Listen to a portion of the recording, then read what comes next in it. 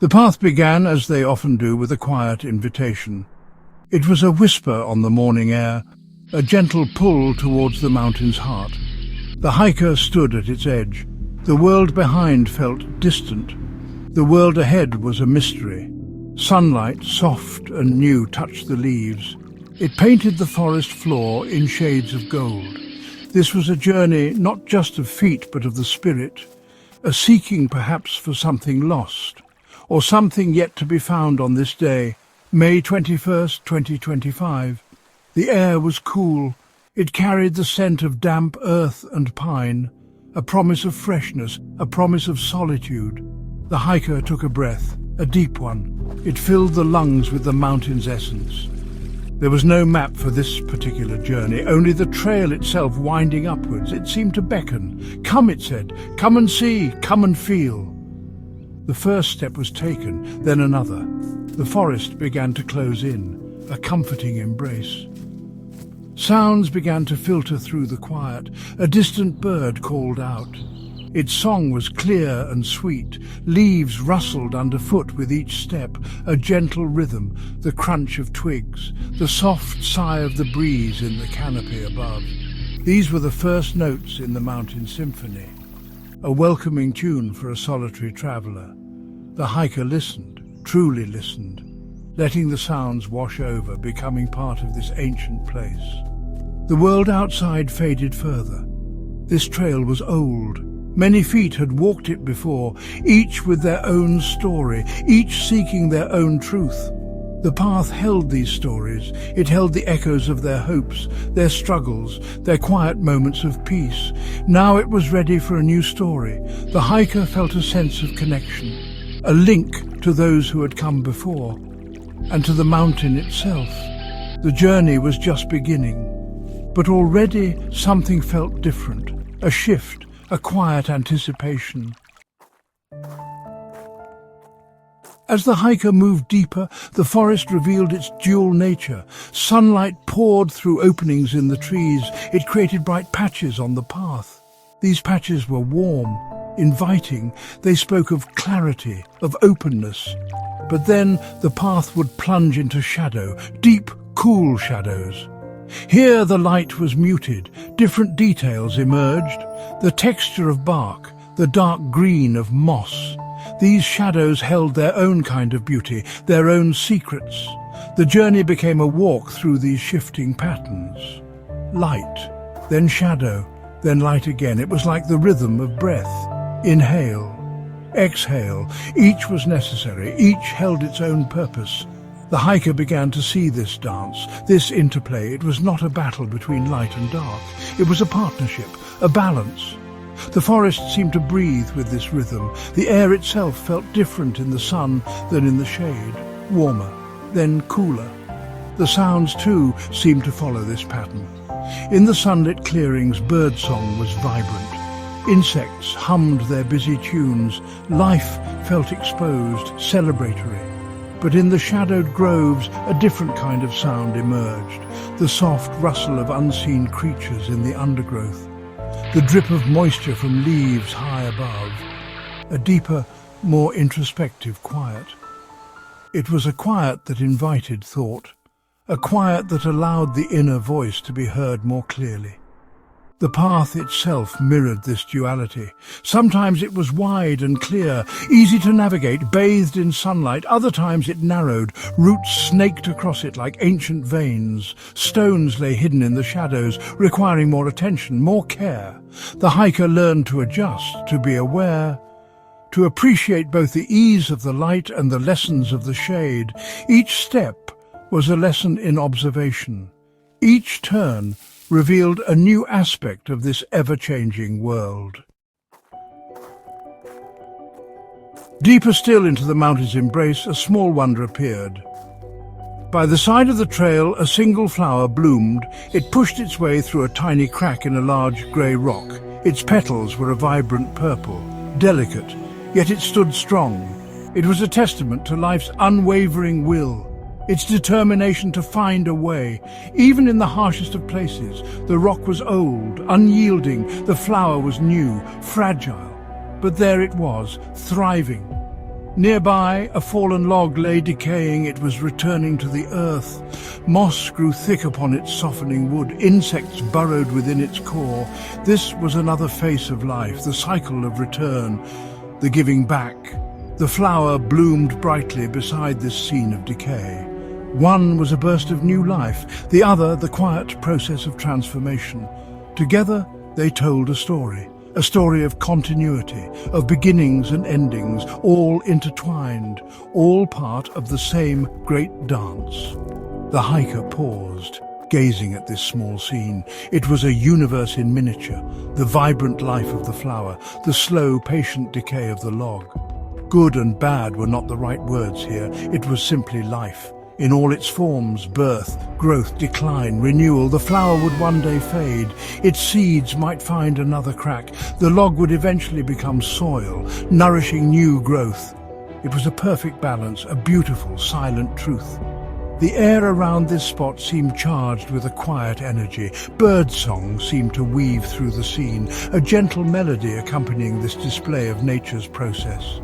The hiker felt a sense of reverence for the strength of that tiny flower, for the purpose of the decaying log. It was a reminder that even in difficulty, beauty can emerge, that endings are often just new beginnings in disguise.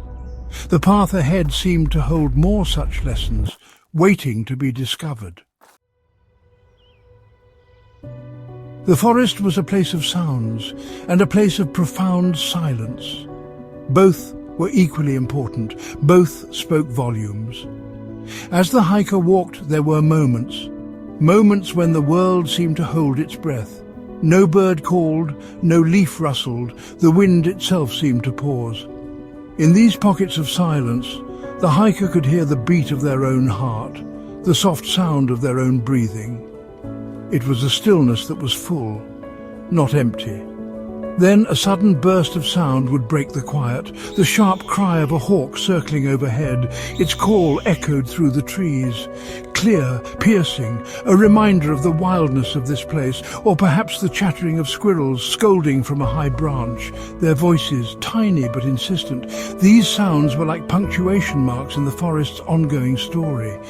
They brought a different kind of life, a vibrancy, a sense of activity unfolding all around. The rustling in the undergrowth was a constant companion, sometimes close, sometimes distant.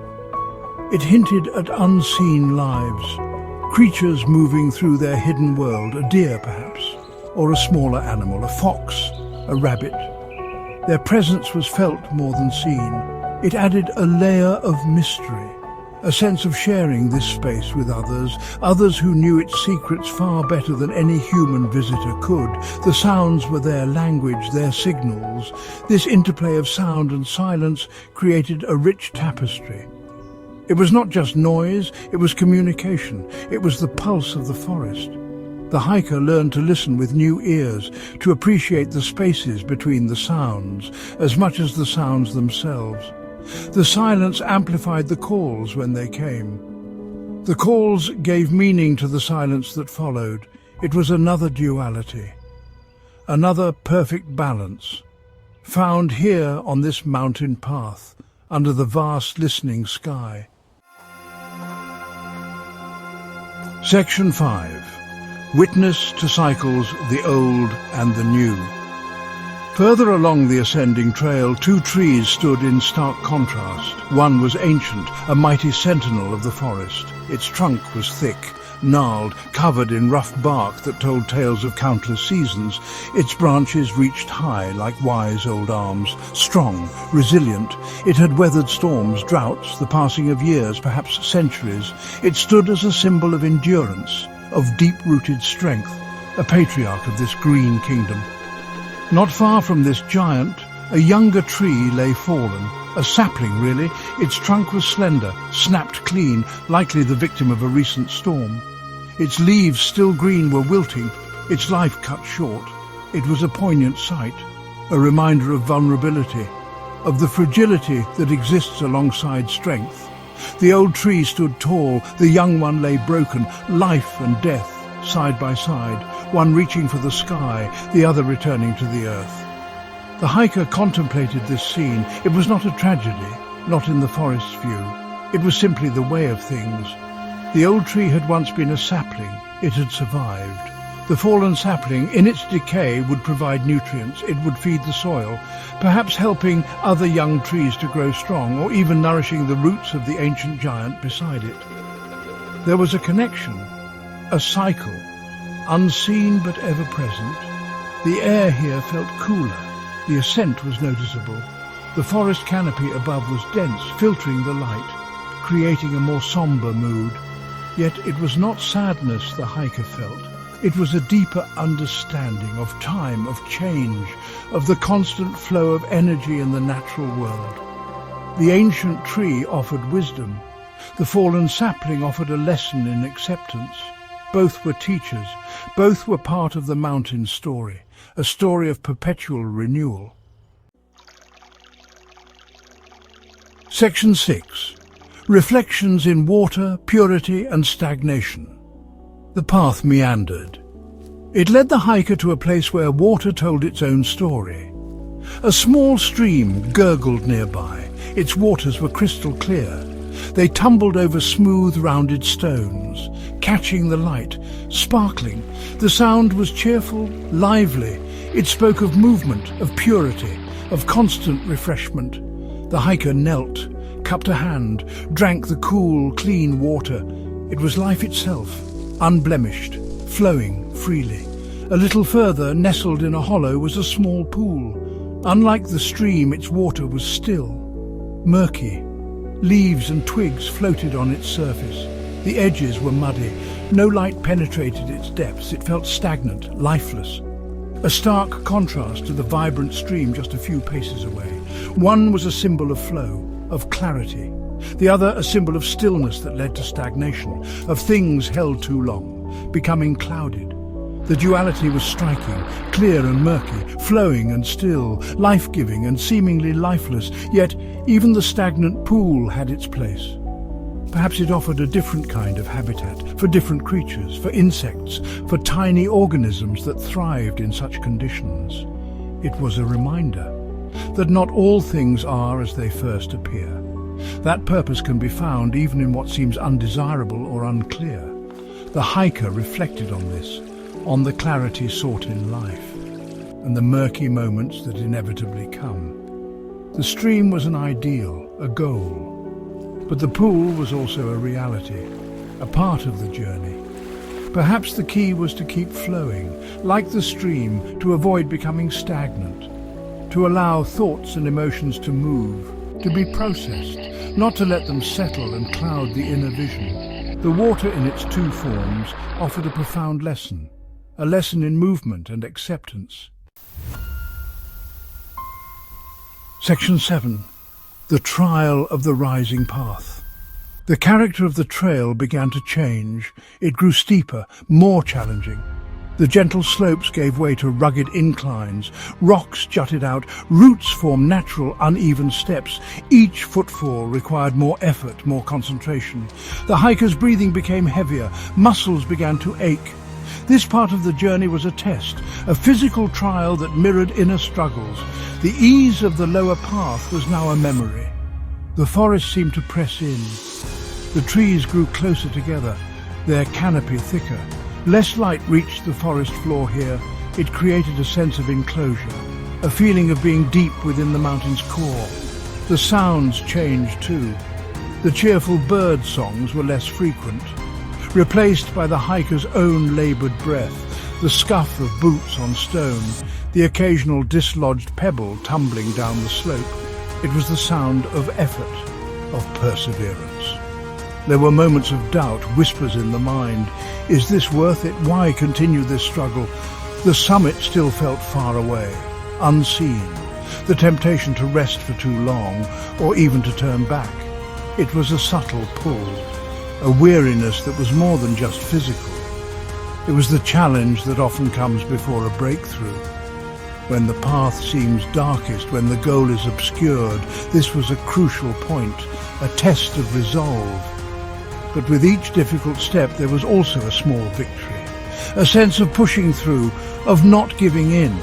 The hiker focused on the immediate path. One step, then another. The rhythm of effort became a meditation, a way to silence the doubts. The body complained, but the spirit, though tested, held firm. There was a deep, instinctual knowing that the summit was waiting, that the struggle was part of the reward. The journey continued upwards. Section 8. Arrival at the sky's edge. Then, almost suddenly, a change. The dense tree cover began to thin. More light filtered through. The air felt different, crisper, thinner. The path, though still steep, seemed less enclosed. Patches of sky appeared through the branches, growing larger, bluer. A sense of anticipation grew, a feeling that the hardest part was over, that something new was about to be revealed. The sounds of the lower forest faded, replaced by the whisper of wind. The hiker pushed onward, driven by this new promise, and then the tree line, the final barrier. Breaking through it was like emerging into a new world. The path opened onto a wide, rocky expanse, the summit. It was not a sharp peak, but a broad shoulder of the mountain, offering views in all directions. The world spread out below, a tapestry of greens and browns, distant hills, valleys shrouded in a soft haze. It was breathtaking. A profound sense of peace descended. The struggle of the ascent melted away, replaced by a quiet joy, a feeling of accomplishment, but it was more than that. It was a sense of arrival, not just at a physical place, but at a point of clarity. The wind, stronger here, seemed to sweep away any lingering doubts, any weariness. It was fresh, clean, invigorating. The hiker stood, simply stood, breathing it all in, the vastness, the beauty. The sounds here were of the elements, the wind whistling over rock, the distant, almost inaudible sigh of the world below. There were no bird songs now, no rustling leaves, just the raw, pure voice of the mountain top. It was a place of perspective, where the small concerns of daily life seemed to shrink, to become insignificant against the grandeur of the landscape.